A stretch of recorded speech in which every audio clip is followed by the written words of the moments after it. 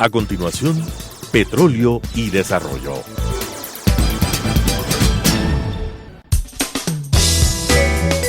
Clasificación B, bajo supervisión de un adulto.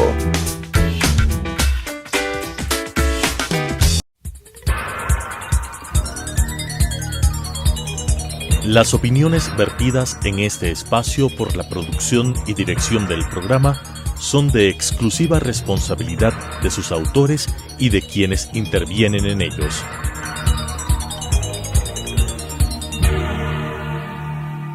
Telesucesos Canal 29 UHF presenta Petróleo y Desarrollo, conducido por Henry Llanes, especialista en temas hidrocarburíferos y en los ámbitos de la política, la legislación, la contratación y la política económica. Petróleo y Desarrollo. Saludos cordiales, amigas y amigos. Estamos en un nuevo programa de Petróleo y Desarrollo y vamos a continuar con este debate técnico o geológico de lo que viene sucediendo con el río Coca. Entonces el tema de hoy es la erosión del río Coca y vamos a abordar esta temática con el ingeniero Alfredo Carrasco, que es un ingeniero geólogo de muchos años de experiencia, de formación, de investigación. Ese es su fuerte, ese tema de la geología, especialmente lo que tiene que ver con estos acontecimientos como los que está viviendo el Ecuador. Esa es su especialidad. También el tema volcánico, por supuesto, ¿no? Querido Alfredo, bienvenido. ¿Cómo plantearíamos el tema de la erosión? La pregunta es, ¿avanza o no avanza la erosión? ¿Es factible controlar la erosión? Porque el gobierno nacional acaba de hacer un convenio con el cuerpo del ejército, se dice, de los Estados Unidos, y no sé si ellos ya están aquí o van a venir, pero me parece que allí hay una carta que está poniendo sobre la mesa el presidente Lasso, su gobierno, a efectos de ir a una solución definitiva. Entonces, la pregunta está planteada, estimado amigo, bienvenido. Estimado Henry, muy amable, muchísimas gracias de invitarme nuevamente a tu programa y tener la oportunidad de compartir con la teleaudiencia sobre las inquietudes que van surgiendo en torno a lo que es el proceso erosivo en el río Coca, en el Alto Coca. Ya en su momento, en varias oportunidades, hemos comentado este tema de los orígenes, y no vamos a entrar este rato en el detalle del origen que se dio. Más que nada, ¿cuál es la situación actual? El día viernes pasado tuve la oportunidad de estar nuevamente en el río Coca y observar realmente el nivel de erosión que se está dando en la región. Habíamos comentado en su oportunidad que se estima que más de 140 millones de metros cúbicos de sedimentos ya se habrían movilizado del proceso erosivo. ¿Cuánta? 140 millones. 140 millones. Y de metros cúbicos. De metros cúbicos. Y todavía quedan algunos millones más de metros cúbicos para ser erosionados. ¿Qué sería? ¿Material sedimental sería? Son materiales que fueron los rellenos, el material que fue de relleno provocado por el represamiento que suscitó el flujo de lava que generó la cascada de San Rafael. Ya. Ahí estamos con un mapa, Alfredo. ¿Qué nos estás explicando? Ese mapa allí lo que estoy mostrando es cómo avanza el proceso erosivo actual del río Coca. ¿Tenemos una línea roja ahí? Las líneas rojas son las alternativas viales. Perfecto. Ya. Allí hay dos temas. La una es lo que corresponde donde está esa franja más clara, rojo más claro, es en los áreas de altísimo riesgo por la erosión que puede acontecer sobre el río Coca. Toda esa zona cubre el reventador, ¿no es cierto? ¿No? Esa está al pie del reventador, el reventador es en la parte de arriba. Eso es lo que cubre el reventador y esa es la zona en donde este rato la erosión es realmente agresiva, y lo voy a poner en esos términos. Donde asoma esa A es donde estuvo la cascada de San Rafael, ahí dice cascada, ahí estuvo la cascada, luego todo el proceso es aguas arriba.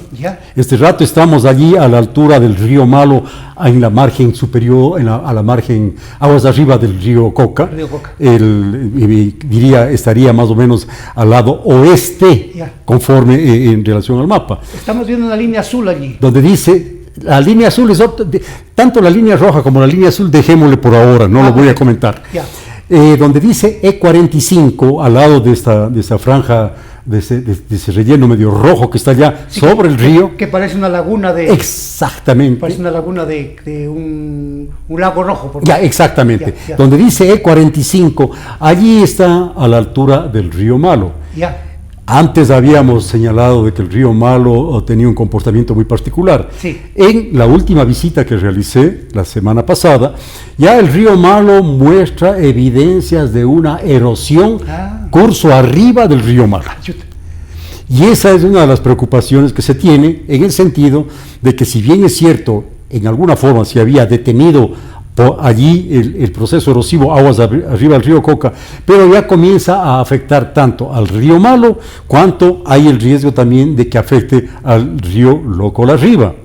De hecho, ya el río Piedras Finas, lo que allí aconteció en el río Piedras Finas, es que prácticamente erosionó todo el relleno que corresponde a los sedimentos o a los depósitos del Reventador 2, que se llama, los escombros del Reventador 2, y que este rato, incluso la variante que está arriba de las aguas del río Piedras Finas, estaría asentado en escombros del Reventador 2. Por lo tanto, allí hay un nivel de riesgo bastante elevado en cuanto a de que esa solución que se ha dado y que ha permitido que fluya el petróleo puede ser temporal. Hay que buscar soluciones definitivas al problema que se está suscitando debido a la erosión del río Coca. Para que quede bien clara el mensaje a la audiencia, entonces estamos en capacidad de decir de que la erosión también está avanzando en el río Malo. Está avanzando en el río Malo y puede correr el riesgo, depende cómo se comporte la erosión del río Malo, a incidir en un desvío del flujo de agua del río Locola arriba. Y en el río Piedras Finas también está dándose el mismo comportamiento. Bueno, el río Piedras Finas fue el problema serio que se tuvo y que rompió el oleoducto. Ese es el Piedras Finas. En Piedras Finas se produjo el origen del problema, ahí estuvo. Es que el Piedras Finas erosionó de tal manera, por lo frágil que son esos terrenos, que prácticamente desestabilizó toda la vía principal, la E45, y obviamente condujo a la ruptura de los oleoductos, tanto del SOTE como los OCP y del poliducto. Del mapa, ¿qué más podemos explicar, estimado Alfredo? En el mapa tenemos quizá lo que debería, y que ya lo expresó el presidente de la República en su momento, la alternativa que tendría para darle una solución definitiva a este problema. Allí tú me hacías las preguntas tanto de la línea roja cuanto de la línea celeste. Exacto. Ok, la línea celeste es una vía que ya está construida en la margen derecha del río Coca, en la parte alta, a través del bosque protector, la cascada que se llama. Sí. Esa vía celeste es la que lleva al vaso compensador del proyecto. ¿Esa vía ya está escrita? ¿Ya está construida? Está construida. Obviamente hay que mejorarla. ¿Es una carretera de segundo orden, tercer orden? Digamos que sea de un poquito más, entre primer orden y segundo orden. No es asfaltada, pero es la que lleva al río, al vaso compensador del proyecto del Coca-Cola Sinclair. Del Coca-Cola Sinclair. Esa es la celeste, y que se origina o que se inicia en lo que se llama el Puente de los Monos. El Puente de los Monos, que estaría donde está la señal E45, inicia la línea celeste. Allí es el Puente de los Monos, o puente histórico, donde se supone que por allí atravesó Gonzalo Pizarro cuando fue a la Amazonía. Al hablar de la línea roja, esa sería lo que estaría por donde debería construirse, ¿no? Yo he seguido en esa línea roja lo que es actualmente el tendido de las líneas eléctricas que se hicieron para transportar la electricidad generada por Coca-Cola y distribuir a nivel país. Justo eso va medio paralela a esa línea, a ese tendido. De SELEC. Del SELEC. Del sistema de transmisión eléctrica. Exactamente, del sistema de transmisión eléctrica. Allí se observa realmente, aquí se ve que va el tendido. Entonces, lo que yo he seguido es básicamente esa línea. Pero es por donde, en lo personal, yo veo que tendría o que debería ir tanto la E45 cuanto el tendido de los oleoductos que el Ecuador necesita, oleoductos y poliductos que el Ecuador, y que salga a la altura, lo he puesto, de la confluencia del río Salado con el río Quijos. ¿El señor presidente de la República ya coincide más o menos con este planteamiento? Del planteamiento que yo le escuché y que he visto en la prensa, coincide con esta idea, que lo planteamos a ti, conversamos contigo hace algunas semanas atrás. ¿Lo que se pronunció el presidente de la República es reciente? Esto lo hizo hace unos 8 días, precisamente a raíz, que fue bien interesante, a raíz de un Twitter que yo subí, y no necesariamente porque yo subí el Twitter relacionado al presidente de la República, yo creo que allí había un proceso de reflexión bastante importante luego del percance acontecido con el río Piedras Finas, pero coincidió de que se subió un Twitter y el presidente mostró que ya estaban trabajando en una solución. Bueno, contigo hemos hablado 2 temas anteriores, ¿no? Así es. Y de esto ya dijimos, digamos, podría ser hace 6 meses atrás el primer programa. Así fue. Sí, hace 6 meses. A ver, para ser preciso, cuando estaban antes de las elecciones no sé si de la segunda vuelta o de la primera vuelta, pero ya son meses atrás. Ya son meses atrás. Son bastantes meses atrás. Tú tuviste la gentileza de invitarme cuando yo estaba de candidato a la Asamblea. Exacto. Y esa entrevista donde tratamos este tema también aconteció a la altura del mes de enero del año pasado. Del año 2021. En enero ya tratamos este tema. Ya tratamos este tema, luego hubieron ya le dijimos al señor Moreno el problema que estaba, ¿no? Exactamente. Y luego hicimos un segundo programa sobre este caso. Será aproximadamente, un mes. Algo así. Y ya se planteó esta alternativa. Pero qué bueno que el presidente, me imagino que otros sectores se pronunciaron. Sin duda. Tú también te has pronunciado. Claro, es bueno que el presidente coincida, y en eso no está nada malo. No, en absoluto. Al contrario. Más bien, me parece que desde varios sectores se ha confluido con una recomendación a la Presidencia de la República de que la alternativa que se tiene es esta, no por la margen izquierda del río Coca. Por todo lo que hemos dicho. Por el proceso erosivo, por los riesgos que existen. Por la acumulación de material volcánico de miles de años, ¿no? De miles de años, y además la inestabilidad. Claro. Porque hay una inestabilidad en la zona debido a este proceso erosivo. Es que ese material volcánico, que es un material poroso, es un material arcilloso, y eso no es un sistema poco consolidado, pongámosle en los términos mejor, es material muchas veces aluvial, no es compacto, es poco consolidado.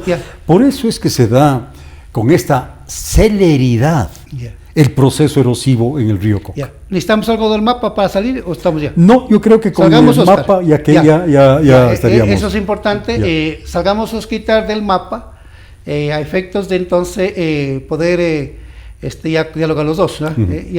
En cuanto a costos, ¿cuánto crees que podría estimarse respecto de la construcción de la vía? Porque el tema tuberías ya son los técnicos petroleros especializados en transporte lo que saben el costo de los oleoductos y también de los poliductos, pero ¿no se tiene una idea de lo que sería en cuanto a la carretera? Bueno, se dieron unos datos que ya habrían un estudio de que podría estar en el orden de los $100 millones. Son aproximadamente, yo he calculado, entre unos 70 y 80 kilómetros de vía que habría que construir en esa zona. ¿Cuánto? Entre 70 y 80 kilómetros. Si es que vemos en líneas rectas son 31 o 40 kilómetros, pero obviamente que esto tiene que seguir la topografía y eso le puede ampliar o incrementar el nivel de kilometraje que es necesario, además de los puentes, porque no hay que pensar únicamente en la vía en tal, sino todos los puentes que tienen que realizarse, ya que es una zona en la cual cruzan algunos ríos. Pero el señor presidente de la República hablaba de que no sé si era ya en su gobierno o era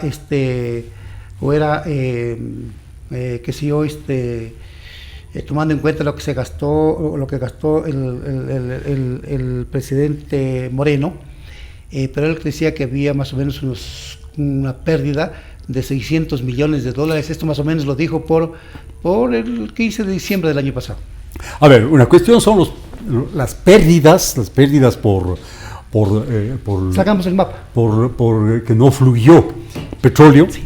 Las pérdidas por la reactivación de las vías, en fin, entonces, pero hay también lucros cesantes. Yeah. Los costos son de algunos cientos de millones de dólares. Yo no me atrevería a decir la cifra precisa, pero lo que se estima es que son algunos cientos de millones de dólares que ha implicado el proceso erosivo en la economía del país. Deben ser muchos, pero claro, el presidente a lo que se refería era a lo que el país dejó de explotar petróleo, dejó de transportar el petróleo y dejó de exportar el petróleo. Él hablaba de una cifra de 500 millones de dólares. Así es. Pero puede ser más si se suma otros componentes de la economía que han sido afectados por este problema, ¿no? Tú hacías una reflexión sobre la relación con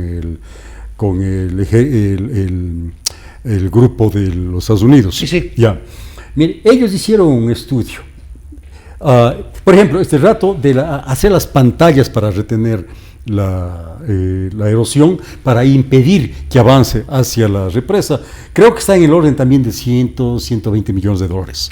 Estamos hablando... Hacer esas, que serían como unos diques de contención. Más o menos llaman pantallas que van a tener una profundidad de 60 metros, gruesas, de tal manera que cuando venga el proceso erosivo se encuentre con estas pantallas y no avance hacia la represa. Ahora, en el escenario, que espero que no acontezca, de que llegue la erosión hacia el sitio de la represa, se habló de que era necesario hacer una nueva toma.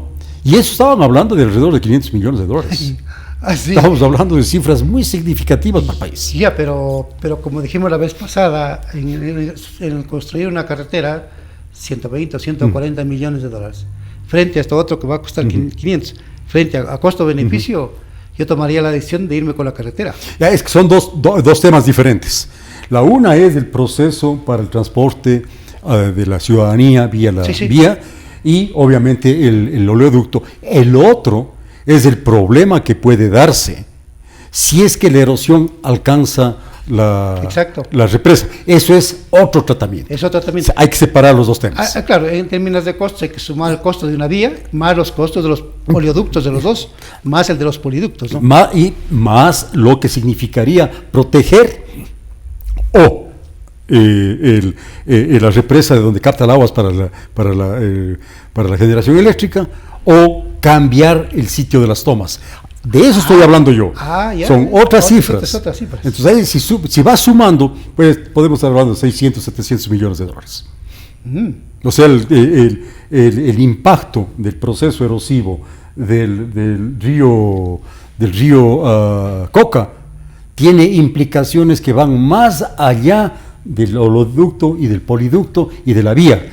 Hay que pensar el proceso y el riesgo que tiene la generación eléctrica si es que la erosión llega hasta el sitio donde está la actual represa hidroeléctrica. Claro, los dos temas, tanto el petrolero como el eléctrico, son de impacto. Ambos. Ya, la pregunta es, al no buscarle una alternativa a uno de los dos, puede darse el caso que entonces estos dos procesos no tengamos solución y colapsen los dos. Es que hay que dar la solución a los dos problemas. Es verdad, pero ya digamos, en términos de urgencia hay que ir salvando, no se puede salvar a los dos al mismo tiempo, creo yo. Yo creo que el país está frente a ese reto. Debemos apuntar a que se atiendan los dos problemas al mismo tiempo. No puede por tratar el uno olvidarse del otro. Tiene necesariamente el Ecuador un reto en los cuales deben enfrentarse los dos problemas al mismo tiempo. Entonces los costos, porque si por dedicarse al uno, por ejemplo, se resuelve el tema del oleoducto, los poliductos y la vía, se resuelve ese problema vía el trazado por la margen derecha del río Coca.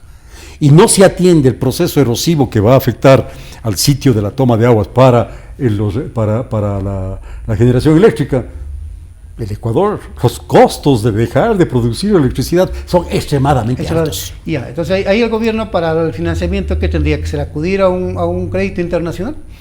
Le va a tocar. Le va a tocar. Le va a tocar. Yo creo que el Ecuador no está en condiciones de desembolsar este rato. No lo tiene. No lo tiene. 600, 700 millones de dólares para resolver este problema. Claro. No lo tiene. ¿Por qué? ¿Cuánto va a costar la vía y el oleoducto? La vía ya hablan de 100 millones, de 120 millones. Los oleoductos no tengo datos, no podría yo opinar, pero debe ser una cifra bastante significativa también, porque son 80 kilómetros o algo así de vía de este tema. Y luego viene el proceso de las pantallas. Sumando solo eso, ahí podríamos estar hablando de unos 400 millones de dólares. Ya, pero el gobierno podría conformar un fideicomiso con el incremento del precio del petróleo que se viene dando. Y me parece que se va a mantener esa tendencia de estar en 75 o cerca de los $80. Ahí hay $20 más por sobre el presupuesto. Podría para que pueda, digamos, respaldarse, Henry, para ir a un crédito internacional, sino ¿cómo? Henry, tú acabas de señalar algo que es bien interesante, y para que veas las implicaciones que ha tenido esa política que se dio en 12 años, 10 años, 14 años del correísmo, de haber acabado los fideicomisos. Había un fideicomiso para emergencias que se nutría precisamente para este tipo de situaciones, precisamente para atender este clase de emergencias. Así fue. Este rato el Ecuador, ya bajo esa figura de que los fideicomisos tienen que desaparecer, nos vemos obligados a tener que hacer es que quien lo hizo no tenía de tú una visión de largo plazo ni el talento, ni también la honradez y la transparencia para el Ecuador, de tú abrazarlo solidariamente, decir, yo me la voy a jugar por el Ecuador. Exactamente. Y entonces había que hacer eso. Yo creo que este es un buen ejemplo. Reinsisto, tú acabas de señalar la importancia de tener una visión estratégica de mediano y largo plazo frente a riesgos que no controla el Estado. Exacto. Porque mañana hay un sismo, parados.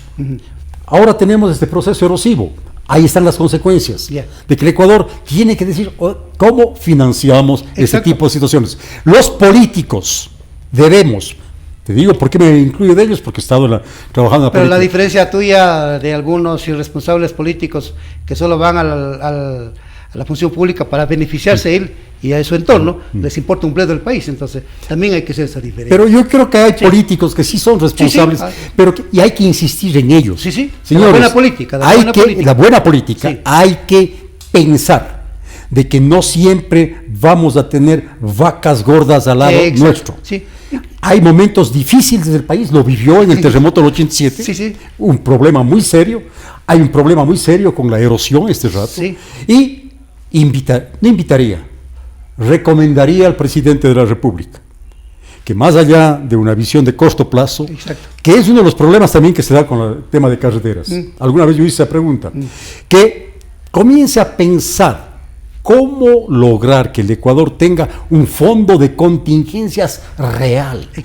Que le permita negociar con la cooperación internacional o con los financiadores. Nosotros tenemos ese fondo. Señores, ahí está de contraparte. Y lo mismo podría ser el fideicomiso alimentarse con el tema eléctrico. Así es. Claro, porque si se va al suelo todo, entonces prácticamente el país se queda sin nada. Pero si logra salvar también el sistema eléctrico, podría firmar un fideicomiso con los ingresos del sector. Tú me llevas a reflexionar un poco, no saliéndome del tema, pero en el contexto de ese tema, sobre la importancia de que el Ecuador comience a generar fondos de estabilización, fondos de contingencia que se nutran, de la producción petrolera, por ejemplo. Un porcentaje debería ir a ese tipo de fondos. Ya se tuvo, pero el mata fideicomisos acabó todo.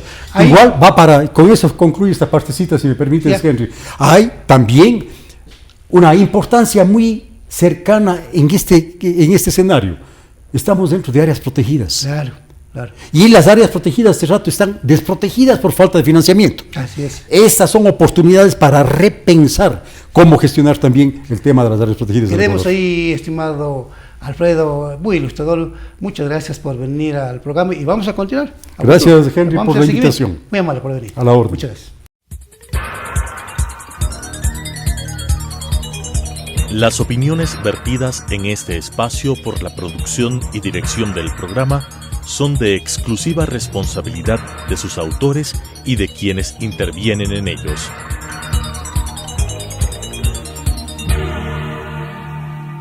Telesucesos Canal 29 UHF presentó Petróleo y Desarrollo, conducido por Henry Llanes, especialista en temas hidrocarburíferos y en los ámbitos de la política, la legislación, la contratación y la política económica. Petróleo y Desarrollo.